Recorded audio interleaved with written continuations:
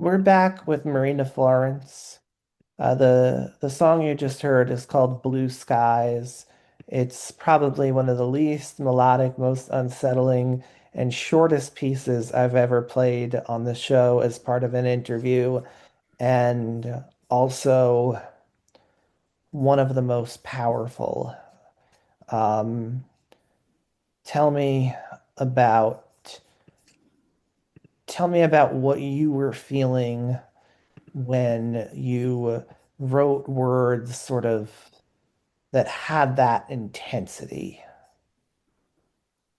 Well, I mean, talking about power and whether you've got any power, that was just came from a complete lack of power, a complete lack of being able to do anything about what was constantly what is constantly being shown to us. And I mean, I wrote to my MP, I've signed petitions. I'm not the sort of person to go out onto the street. I never have been, and I wouldn't do it. But you know, I, I'm appalled. I'm appalled. So I just wrote down how I felt about that situation, and I gave it a name, Blue Skies. and, and this is the complete opposite of what that track is about. The complete opposite. I was just sitting in my garden one day and I looked up at the sky and I saw a bird flying across the sky and I thought, wow, what are these people doing? Are they sitting in gardens watching birds fly over their sky? What meanwhile doing what they're doing somewhere else? It's just anger. You're angry and you're thinking, well, what can I do? And the ultimate answer is, I'm a 67-year-old granny in living in Norfolk. What am I going to do about it apart from write down how I feel? I think that's all you can do. Yeah, it Truly. is. It's sad. It's very sad, and it's sad stuff like that has to be written. The other sad thing, probably the saddest thing of all, uh, it struck me when I listened to that piece that I could not, with certainty, figure out which situation you were talking about because there are It's so that many. that is deliberate to a certain extent. It's deliberate because you know when you start to say, well, look, I'm sitting on this fence, or I'm sitting on that fence, or I'm on the side of this person, I'm on the side of the other person, or I'm just going to stand in the middle, or I believe in this, or I believe in that. As soon as you place your stake in the ground and say, this is what I believe in, then people will not listen to it in the same way, because the message is the same for any conflict, any anything that is going on anywhere that we're watching now, and people are persecuting one another. uh, you know it it has to be just across the board. I don't I know. I've never lived in a time where it's as bad as it is now. no, So no. I think I think something that you're getting at there is something I feel very powerfully. Like I, I almost refuse to take a group of people and identify with them and say, these people are right, the other people are wrong, because there's always going to be changes and exceptions. It's these actions are right and these actions are wrong. You know, Israel's a great example. In the 1930s and 40s, uh, the actions against the Jewish people were just so horrific. On October 7th, the actions against the Jewish people were so horrific. Like, you have to denounce that. And that's the same reason you have to denounce what Israel's doing right now. It's not like, it's not one team or another. It's you have to be neutral in terms of team and just repeatedly say what's right is right. Human rights, human life, human dignity is right. And anything trying to get in the way of that is wrong. And just be narrow-minded in that way, but broad-minded in every other possible way. I think that that's really, really powerful. What you said is the actions. It's people's actions. What are they doing? What are you doing to somebody else? What if they were doing that to you? How would you feel? It is about actions and not about, you know, picking a side, because we're on the side of people, ordinary people, people like you and me who just want to, sit and have a cup of coffee in their garden in the morning, maybe do a bit of like grow some vegetables, I don't know, just ordinary everyday things. That's all they want to do. They don't want, this is the majority of people just want to provide for their family, you know, go to work, get paid, do ordinary things, go on holiday. Yeah. That's it. I mean, I would say I'm just on the side of an ordinary person to do, to just enjoy their life, because it's not very long, really. You don't really get a very long life, and you just want to have the ability to be able to enjoy it for the amount of time that you're here. I don't think it's much to ask, is it? Oh, I would hope not. I would hope that's a reasonable enough request. Uh, Unfortunately, I don't know if everyone would agree. No, I know that. Well, obviously they wouldn't. Maybe they don't. But I mean, that's why stuff like that gets written, because I don't know what else to do with it. I don't know what else to do with the thoughts. So that's how they end up down on paper and they end up being said. I mean, I don't even want it to be, I'll happily give all this stuff away for free. I just want people to sit up and take notice of what's going on, and try somehow to do something about it. I don't know how else it can be done. Yeah. I, yeah, if I could tell you, a lot more, I'd be a lot more successful than I am now. Yeah. Yeah, maybe. I don't know. I I just don't want to know. detail one small piece of the song that maybe deserves a particular moment of thought. These people, you talk about how they're looking up and seeing blue skies, and we're looking up and seeing the missiles.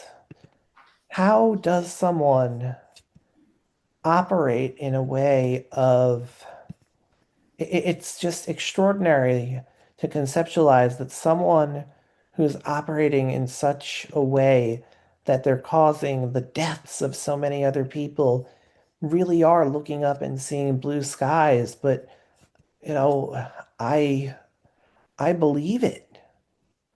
I believe it. I see some of the actions.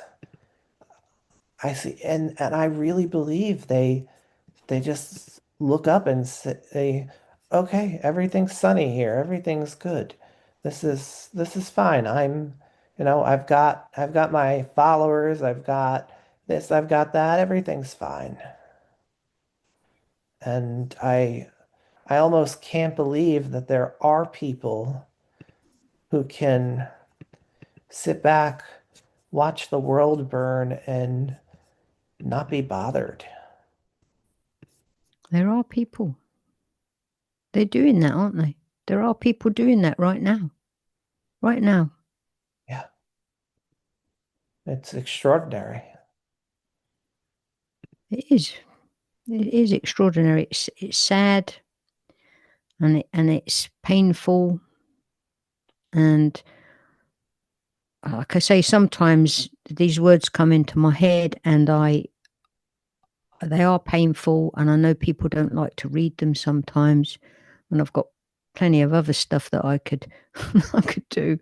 But I think it is the only way in my mind that I can resolve it from and take it from my brain and put it somewhere else. It's the only way that I can deal with it because it's, I mean, I know I've written it, but it actually is true. There are people getting up in the morning, doing the things that I said earlier, walk outside, have a cup of coffee, sit, look at, oh, lovely day today. Meanwhile, they have got the ability to completely change someone else's life. We can't do that. We can't even do that with music anymore because I don't really think that anybody takes much notice of a movement where people might say this music is going to make a difference because I'm not sure that people are even on that wavelength anymore. They're too caught up. Doing what? I don't know. I don't know what they're doing. Or maybe we just feel powerless because we can't do anything. I don't know. I don't know the answer. I wish I did know the answer. Well, I have one question left. I hope you do know the answer to this one. It's a little less philosophical, so you probably you probably can you probably can answer this one. You have some songs that you sing, and you have some songs that you, I mean, really don't sing. Can you tell me what it is when in the process of writing a song you decide whether or not you're going to sing? Um, I think that I probably can if I think about that process. So I've just written something just now which I thought was going to be a poem and I thought was going to be spoken word. I started to say it as spoken word and my head just said, this is not spoken word, this is a song. And and it must be to do with the content for a start.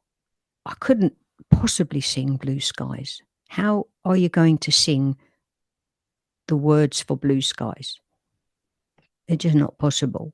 It's too painful to sing that, I would say. It doesn't lend itself to a tune that you would sing along to, not for me anyway.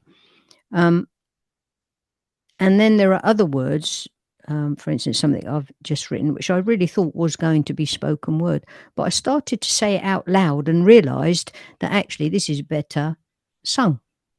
It just flows in a song type way. And even though it's got a message and it will have a positive message, this particular song, it will try to have a positive message, um, it feels like it would warrant music that I would sing to. I'm really lucky that I'm able to do spoken word. I know my accent is quite strong, I think, on I don't know, would you say it was strong? I think it sounds quite strong on the on the recordings. Um, uh, To an American who's unfamiliar with London accents, yeah, it's definitely noticeable, but at the same time, I think what I notice more about your spoken word is how calm you are when you speak, how measured and empathetic you are when you speak. It's you're narrating you're narrating a story, sort of the way, sort of the way a parent would read a story to their child. I mean, maybe not as silly as a parent might read some stories to their child, but Yeah. it's just so comforting, which sometimes is really stands in contrast to what you're singing about. Mm. Yeah, I think I'm very lucky that I'm able because when I'm singing, I don't really sound like I'm talking. If you see what I mean, the two things. Some people have said that you talk in one way and you've got a completely different voice for singing, Mhm. which is true. It seems to come across in a different way. So I'm lucky that I'm able to do both.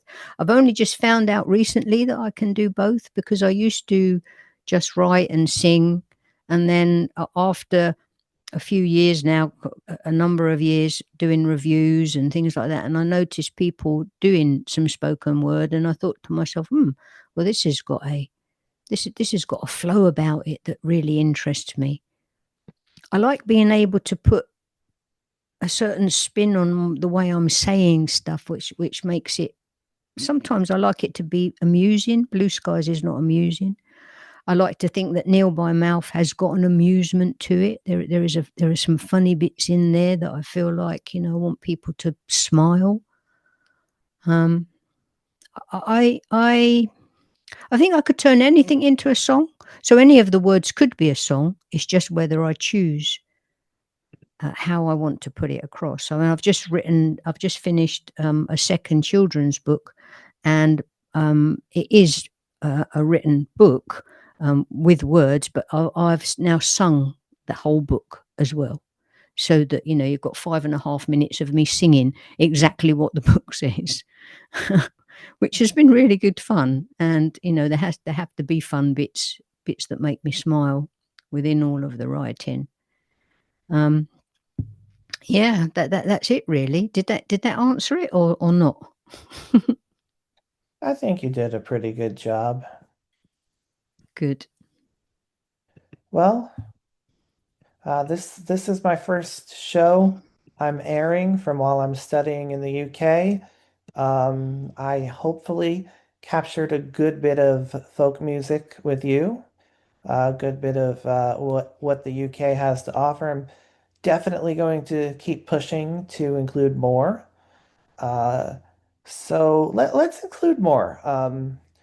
Marina, I'd like you to close out our chat by choosing a UK folk song for for my audience to hear.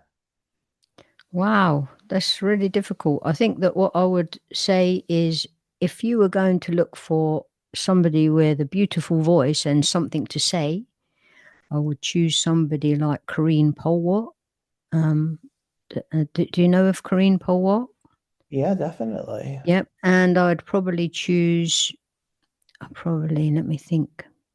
Hmm, maybe she does a track called Daisy, Okay. which is just a beautiful track. Um, yeah, yeah, that's what I would probably choose. Okay. Then if that's what you choose, then that's what we'll get. Daisy by Corinne Polwart. Thank you so much, Marina Florence. The new album is Shadows. Yeah, thank you for having me.